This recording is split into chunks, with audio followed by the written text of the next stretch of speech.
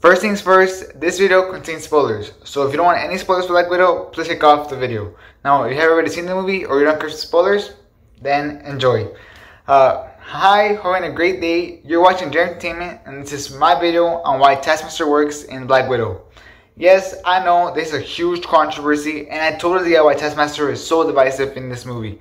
But hopefully, by the end of this video, you at least dislike her a little bit less, or you end up liking her.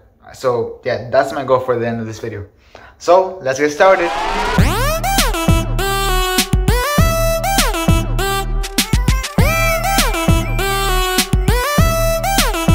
In the movie, Taskmaster is the ultimate weapon of Dreykov, the Red Room's leader, and it is ultimately revealed that she is Antonia Dreykov, the daughter of the Red Room's leader, Dreykov. Who Natasha thought that she had killed years back in an attempt to kill Dreykov and her spot at S.H.I.E.L.D. During Budapest, however you say it, I don't know how you say it. Now, there's a twist that caused a lot of people to not like Taskmaster. I can understand it. It's certainly very drastically different from the version of Taskmaster in the comics. From identity-wise, instead of being Tony Masters, is Antonia Dreykov. To gender, you know, he was a boy in the comics, and the movie Taskmaster's a girl. And the way their powers work. In the comics, it's an ability that Tony Masters has, and the movies, it's a little chip that Antonia Dreykov has. So I totally get why this twist caused a lot of people to dislike her. And me, myself, the first time I saw it, I wasn't sure how to feel about it. But now that I've seen the movie 3 times, I think I've gotten to a point where I really do like this twist. And I really think it works in Black Widow. So in this video, I'm going to tell you 3 reasons why I think Taskmaster works. So yeah, let's start with the first reason. Well, reason number 1 is that I think Taskmaster works very well with Natasha's character arc. Why? Well, clearly Natasha is very hunted by the decision that she made back then in Budapest to blow up the building to kill Dreykov while Dreykov's daughter was there, who was just an innocent little girl or little child. This clearly hunts her, especially since she could have stopped the S.H.I.E.L.D. strike on that building and nothing would have happened to Antonia. At first, I thought this was going to be used to make the villain Dreykov more sympathetic, so that when Natasha and Dreykov met face to face, they were going to show a broken side to Dreykov that was caused by the murder of his daughter, and he was going to go something like, I was going to stop this whole Red Room thing, and so you killed my daughter, or something like that. That would have ended up Natasha not killing Dreykov and just setting up Dreykov for a future movie. Or that she would have killed Dreykov, but she would have felt really guilty, and that would have played into her sacrifice in Endgame on why she thought that she should die during Endgame. Which I would have definitely think had a problem with, because I think Dreykov is a monster, and I don't think he deserves any sympathy. Yeah, because it's Disney, Marvel, I thought they would go here. But instead, I was surprised with the twist that Taskmaster is Antonia Dreykov. Like I said earlier, at the start I didn't know how to feel about this twist, but after seeing the movie 3 times, I have really come to like this twist because it enhances Natasha's past decision. Why? Well, she thought that she had gotten rid of the Red Room, so her finding out that the Black Widows are still going on was a huge surprise to her, and at least she tried to stop that, and that probably wasn't bothering her this whole entire time, as I think she thought herself. However, to bring back the thing that has been hunting her, and then realizing that she didn't end that little girl's life, and instead made her pass a worse version of what Natasha herself passed in order for her to get free, who she thinks of herself as a trained murderer, which definitely doesn't help her self-esteem and definitely doesn't help her think of the decision any better. I think this really makes the decision all the more tragic and all the more disturbing, especially to Night herself. And you see this when Natasha's finding out that Taskmaster is Antonia Dreykov, where she just wants to say sorry a lot, and she really wants to make Antonia feel better, which is something that Dreykov plays with in that scene perfectly. And clearly, she tries her best to make up for it for what she did to Antonia by freeing her from that cell and saving her life, to freeing her mind of mind control.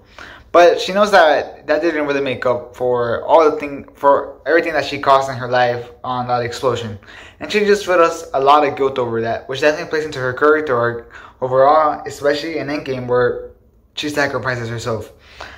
She feels like this will make up for all the life she took and ruined, including Taskmasters or Antonia Dreykov, whatever you want to call her.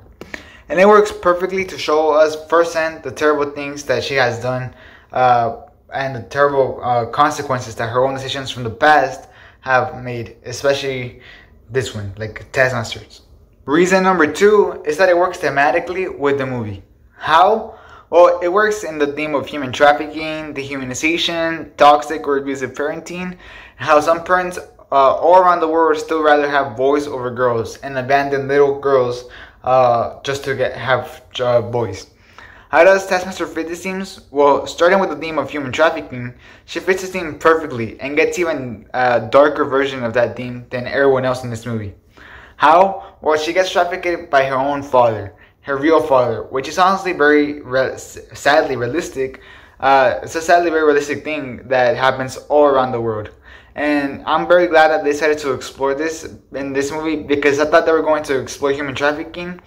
And that whenever I heard that, I definitely thought they had to explore that most kids get trafficked by the real parents. But I thought that Marvel was probably going to skip that. And I was like, oh, that's going to be kind of sad. But with Taskmaster, they really explored that. And it's even sadder because the father's the one who traffics the children. So he's rich, he has everything, and he really could get any more children to just get trafficked. But instead, no. He chooses to bring his own daughter in, which is really disturbing and it's really sad. This is also really dehumanizing because Rykov really chooses to see his own daughter as only a weapon. As he even says to Natasha, "You gave me my greatest weapon." Which is a terrible thing for the daughter to hear, and it really makes this toxic and abusive parenting that this movie definitely explored, which fits that theme perfectly. And then, lastly, Dreykov made the suit for his own daughter to look like a guy, which is obviously not the case. Obviously, the person under the suit is a girl, Antonia Dreykov. I think it's because Dreykov didn't want a daughter; he wanted a son, and I think he thinks that men are stronger than women, which is why he has her in that suit that looks like a guy, and she is the strongest.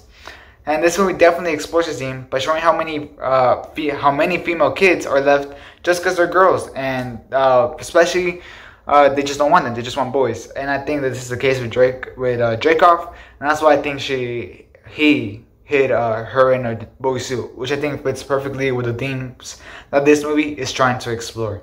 Reason number 3 is that she didn't die. This is just a starting point for the character, and this definitely sets up a starting point for the character to grow, and it definitely sets up so much for this character to be explored and for different writers across future MCU projects to play with this character.